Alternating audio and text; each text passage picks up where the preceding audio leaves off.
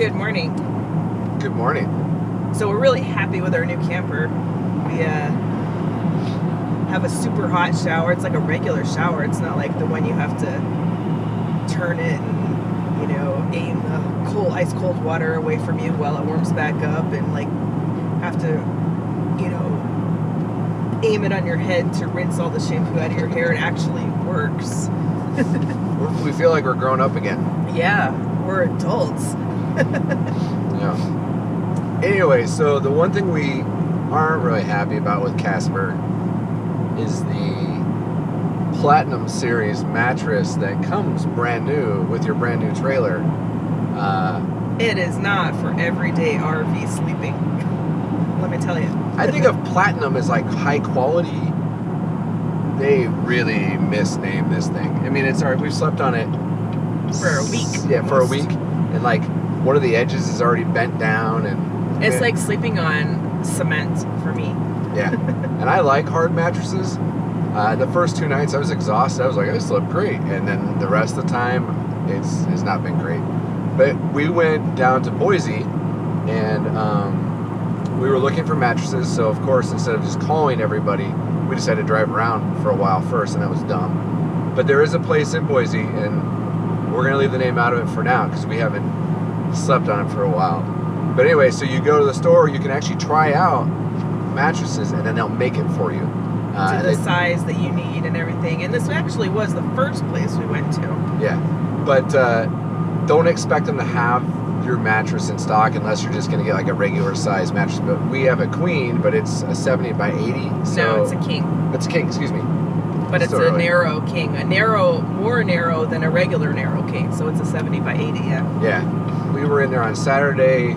He actually finished it yesterday, but we don't have the space to bring a king mattress back. So we're actually taking Casper down this morning, getting the mattress, and then turn around and driving another 40 minutes back past where we started this morning in Mount Home, and then all the way to Wellsville, Utah. And then after that, we're going to our first Harvest Host site. The America West Heritage Center. We're going to do that 2 nights. So this is our first Harvest Host and our first boondocking experience. Yeah. This is first time, no hookups at all. So we got the freshwater tank full. We charged up every single thing that we own, just in case. Yeah. We've got multiple travel chargers, the big ones, the little ones, the medium-sized ones, everything's charged. So between the 2 of them, the last couple days has been, but will we be able to use this? No. But what about the microwave? No. Can I use the internet? Maybe. What can I play my games? No. It's been fun. So, but we're gonna learn all about boondocking, and it's just 2 nights, and then as we move further south, I think we're gonna be doing some more to save some money. But to be able to go out to some of the areas that there's no one around and just have some open space, to me that's kind of camping, and I'm excited to do that. But we have to prove. I've got to prove to them that we can make it. Yeah. The hour drive to Boise to pick up our mattress was going to add nearly 2 hours to our driving day. We were more than happy to do it though, because it meant we were getting rid of the less than stellar mattress that came with our trailer. So this was a brand new mattress that came with it. This is the Platinum Series, and it's shiny like platinum. Let's see if I can get a better view here. I mean, does that look platinum? It doesn't look platinum to me.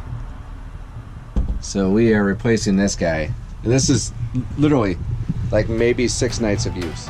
The team at Leisure Mattress made quick work taking out the old mattress and bringing in the new one, which Chris was already ecstatic about. We went with, I think this is an 8-inch thick. And it's good because it was very, very hard to get in. But the corners are so nice. Oh man, I kind of want to just can I ride back here? New mattress in place, and with Chris not sleeping in the back, we pointed Max towards Utah and our first Harvest Host experience. Harvest Host is a membership-based club where you pay an annual fee and get access to over 1,000 wineries, vineyards, breweries, distilleries, museums, and more that you can spend the night at for a small fee or even free. They just recommend that you spend about $20 at their locations. There are 2 types of membership plans. The basic plan is currently $79 per year and gives you access to the sites mentioned before. The Plus Golf plan is currently $119 annually and gives you access to an additional 350 plus sites, golf courses. It's easy to join, and if you use the link in our description, you can save 15% off your membership. Once you have your membership, it's easy to find these unique camping locations. Just log into the website or app and choose a method of searching. We like to search by route. Input your start and stop destinations.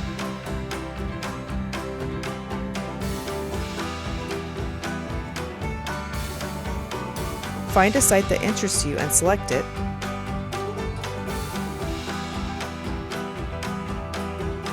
Once there, you can see the total number of spaces available, the length of vehicles allowed, and more. Each location also provides a list of amenities and all the contact information and directions you'll need. Many sites will also include information on how to reserve your spot. Regardless, we highly recommend you call a few days in advance. Nothing worse than showing up and finding out there isn't enough room for you. There are also reviews from other members who've stayed there. Oh look, here's a great review from us. We called the American West Heritage Center a week out and asked to stay 2 days due to the time we'd be coming in. Luckily, they had enough spots available, and since we were the first members to arrive that day, we had the pick of the lot. Of course, we chose the best spot on their property. The American West Heritage Center sits near the Wellsville Mountains in Utah. Their website states that their mission is to create an educational and entertaining environment that inspires their patrons to learn, live, and celebrate the American West heritage by exploring the diverse cultures that shaped the Cache Valley and the surrounding region from 1820 to 1920. We were wicked excited to explore the center, and we had the perfect spot to start from. All right, so we're on our, well, really the one full day that we have here at the American West Heritage Center. And again, it's closed to the public, but they gave us, for a discounted price, basically we can go see everything. And because it's right before Halloween, they have a corn maze, and they're gonna let us do the corn maze, which is gonna be pretty cool. They've got a bunch of games and stuff supposedly. Some of them aren't set up, but they said, yeah, you guys can go ahead and go out, walk through the corn maze. Unfortunately, we don't get to do things like ride the train. Or do pony rides. Yeah, no pony rides. Blacksmithing. Yeah, so all the living history is not actually up and running, but we get to walk around and see everything else.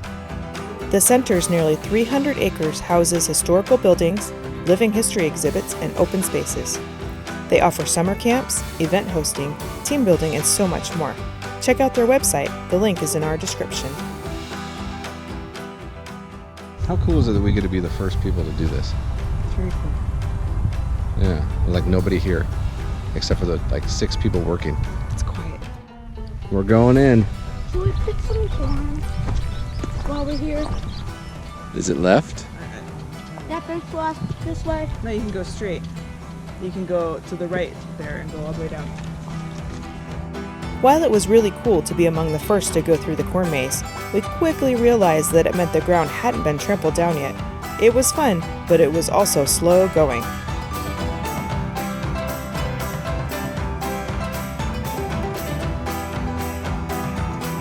We took a few minutes after the maze to show Corbin how to play Battleship. Then we explored the rest of the center. Come here. Look at the camera. So who won?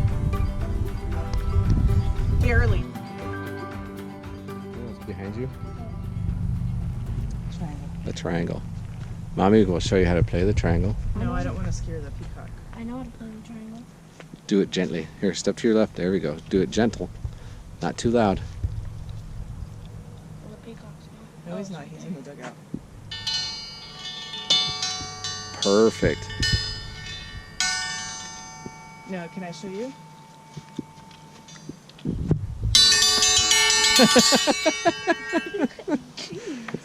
Now we're gonna get kicked out of the park, Susanna. The center houses many different animals, and we stopped by to see most of them.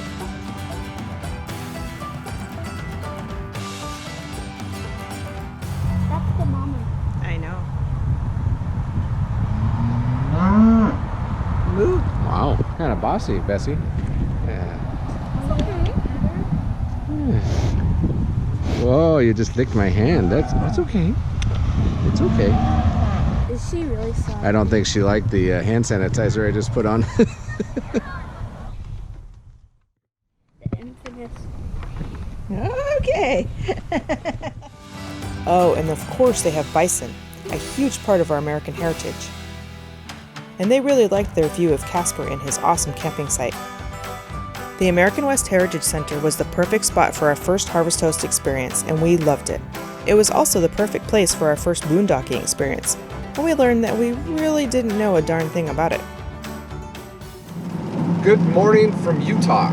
We left Wellsville, and we're headed to Helper, Utah for 2 nights. And the 2 previous nights, we did our first Harvest Host, and also our first boondocking experience. Harvest Host part was great. The boondocking was great the first night. The second night, it was good. It was just, got a little cold. So we know nothing really about, electricity, the batteries, how long they last, etc., etc. We didn't die. The batteries didn't die, or the battery. But we were sitting there and we started doing some Googling and realized, yeah, I probably should at least plug the truck in for a little bit and charge the batteries. I have a generator, but it's all the way in the front of the truck, and it was getting pretty nasty outside, so we just backed the truck up, charged up the battery a little bit just to keep it hopefully about 50%. But we have a 100 amp hour. We had a big battery, but it did great the first night. But we had the water pumps going, And apparently the furnace uses electricity to blow the hot air through with its fans. Didn't know that. yeah, the first night we probably used it a lot. Well, because it's cold. It's essentially winter here. Yeah. It's been in the 40s at night. But we want to do some more of the Harvest Hosts, and we want to do some more boondocking. So we want to be able to do that more. So we need to figure out our power situation. So we've been looking, should we get one of the briefcase solar panels so we can at least charge up the batteries a little bit? Should we switch out our massive 12 volt, put 2 6 volts? Or both. Or Solar both. power and Yeah. new batteries. Because regardless, if we want to get another battery, we have to get 2. Because our battery is older and it will drain the new battery is how we understand it. She's been Googling. So we got a lot of that to research, but overall the experience was great. And if you are going through Wellsville or nearby in Utah and you're looking for a really cool Harvest Host experience, do the American West Heritage Center. And now we're going to Helper, Utah for 2 days or 2 nights. On our way to Arches. Don't forget to use our Harvest Host referral link to save 15% on your membership. Join us next week as we visit Helper, Utah, explore Ghost Town, and set off for Arches National Park. Thank you for watching. We'd love to share our journey with you, so hit that subscribe button and also the notification bell so you know when a new video is uploaded. And don't forget to leave your comments down below and hit the like button.